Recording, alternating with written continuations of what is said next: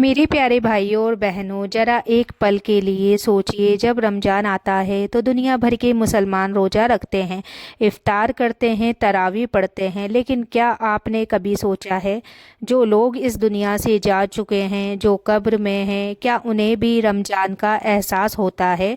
क्या कब्र में रहने वाले लोग भी रोज़ा रखते हैं?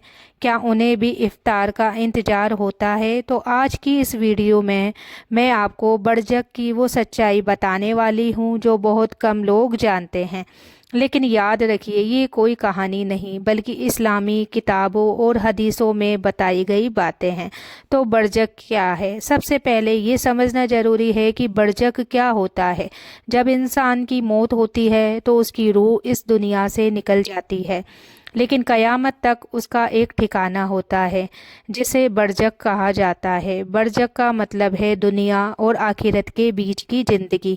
यानी कब्र सिर्फ मिट्टी का गड्ढा नहीं है, बल्कि एक पूरी दूसरी दुनिया है। हदीस में आता है कि कब्र या तो जन्नत के बागों में से एक बाग होती है या जहन्नम के गड्ढों में से एक गड्ढा। तो अब सवाल आता है कि क्या कब्र में मौजूद लोगों को रमज़ान का पता चलता है? तो उलमा बताते हैं कि बरज़ख में इंसान की रूह को कुछ चीज़ों का एहसास होता है। कई इस्लामी रिवायतों में आता है कि जब दुनिया में अच्छे काम होते हैं तो उसका असर रूह तक पहुंचता है।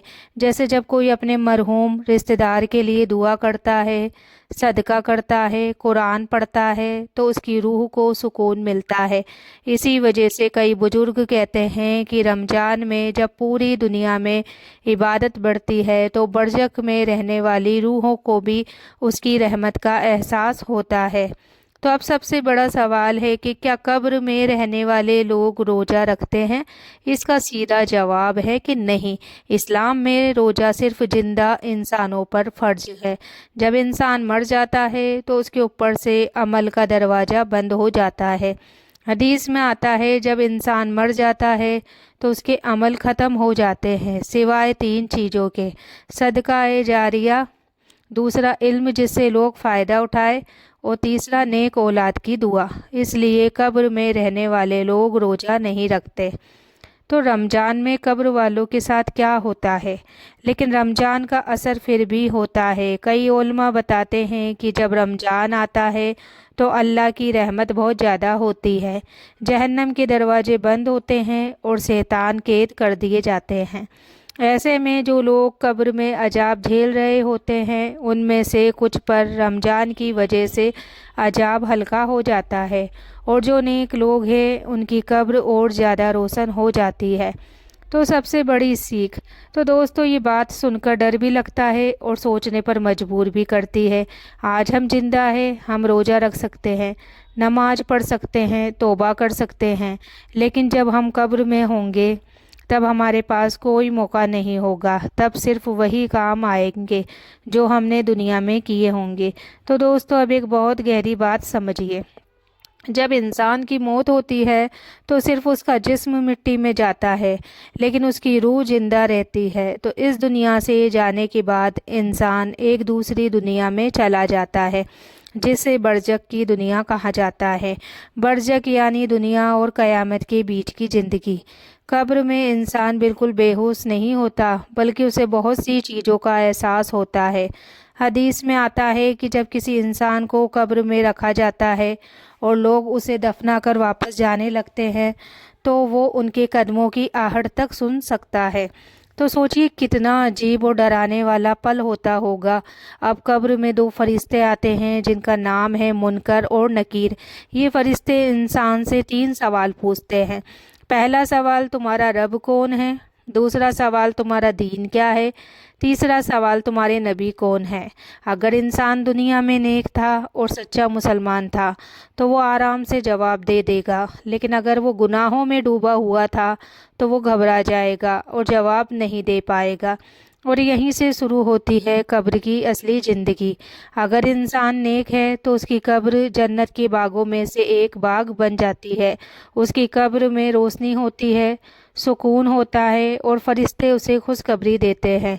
लेकिन अगर इंसान गुनहगार है तो उसकी कब्र जहन्नम के गड्ढों में से एक गड्ढा बन जाती है। قبر تنگ ہو جاتی ہے، اندھیرا ہو جاتا ہے اور انسان کو عذاب کا سامنا کرنا پڑتا ہے۔ یہی وجہ ہے کہ نبی پاک صلی اللہ تعالیٰ علیہ وسلم اکثر یہ دعا پڑھا کرتے تھے کہ اللہ مجھے قبر کے عذاب سے بچا۔ تو دوستو، قبر کی زندگی کوئی چھوٹی چیز نہیں ہے، کیونکہ قیامت آنے تک انسان اسی دنیا میں رہے گا۔ اور اب سب سے بڑا سوال یہ ہے کہ جب رمضان آتا ہے تو برزخ کی دنیا میں کیا ہوتا ہے؟ کیا قبر میں رہنے والے لوگوں کو رمضان کی رحمت محسوس ہوتی ہے؟ اور کیا سچ ہے؟ تو کچھ قبروں میں عذاب ہلکا ہو جاتا ہے۔ یہ سچائی سن کر شاید آپ کے رونگٹے کھڑے ہو جائیں۔ تو دوستو، اب ہم اس سوال پر آتے ہیں جو شاید آپ کے دل میں بھی ہے۔ جب رمضان آتا ہے تو برزخ میں رہنے والے لوگوں کے ساتھ کیا ہوتا ہے؟ کیونکہ رمضان تو رحمت کا مہینہ ہے۔ اس مہینے میں اللہ کی رحمت بہت زیادہ ہوتی ہے۔ حدیث میں آتا ہے کہ جب رمضان آتا ہے جنت کے دروازے کھول دیے جاتے ہیں، جہنم کے دروازے بند کر دیے جاتے ہیں اور شیطانوں کو قید کر دیا جاتا ہے۔ اب سوچئے، جب پوری دنیا میں عبادت کا ماحول ہوتا ہے، لوگ روزہ رکھتے ہیں، قرآن پڑھتے ہیں، دعا کرتے ہیں، تو کیا اس کا اثر برزخ کی دنیا تک نہیں پہنچتا؟ علماء بتاتے ہیں کہ جب کوئی انسان اپنے مرحوم رشتہ دار کے لیے دعا کرتا ہے، قرآن پڑھتا ہے یا صدقہ کرتا ہے تو اس کی روح کو سکون اور راحت ملتی ہے۔ اس لیے بہت سے لوگ رمضان میں خاص طور پر اپنے مرحوم لوگوں کے لیے قرآن پڑھتے ہیں اور دعا کرتے ہیں، کیونکہ یہ ثواب برزخ میں رہنے والی روحوں تک پہنچتا ہے۔ لیکن ایک بہت ضروری سچ بھی سمجھیے، قبر میں رہنے والے لوگ خود روزہ نہیں رکھ سکتے، کیونکہ روزہ صرف زندہ انسانوں پر فرض ہے۔ جب انسان مر جاتا ہے تو اس کے عمل کے دروازے بند ہو جاتے ہیں، اس لیے قبر میں رہنے والے لوگ صرف انتظار کرتے ہیں، قیامت کے دن کا انتظار۔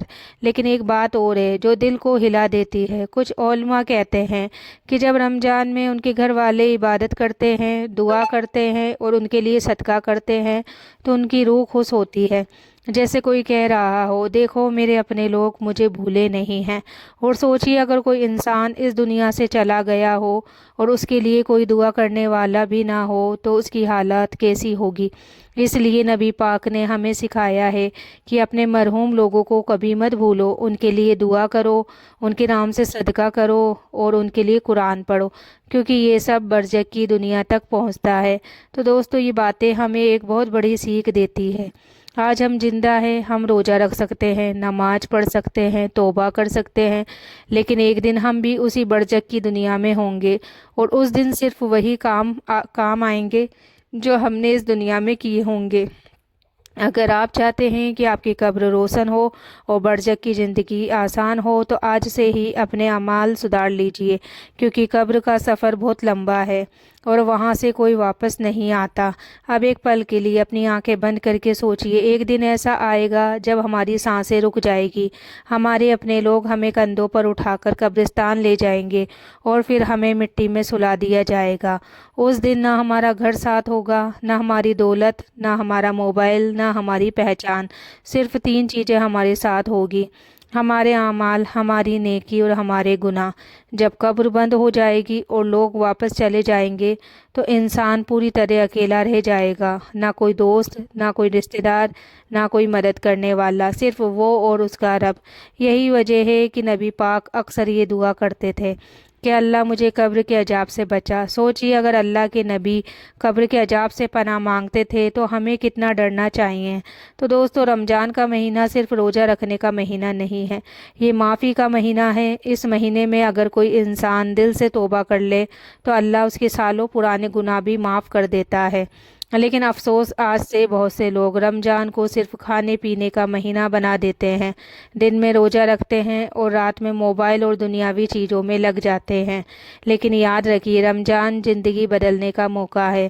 اگر اس مہینے میں بھی ہم نہیں بدلے تو شاید پھر کبھی موقع نہ ملے، کیونکہ سچائی یہ ہے، ہم نہیں جانتے اگلا رمضان ہمیں نصیب ہوگا یا نہیں۔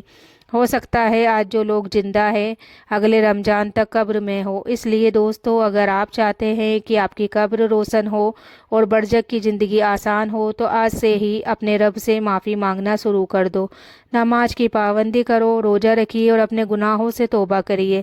اور ہمیشہ یاد رکھیے، قبر کا اندھیرا صرف وہی لوگ دور کر سکتے ہیں جو دنیا میں اللہ کے قریب رہے ہوں۔ اگر یہ بات آپ کے دل کو چھو گئی ہے تو کمنٹ میں ضرور لکھیے، اے اللہ ہمیں معاف کر دے۔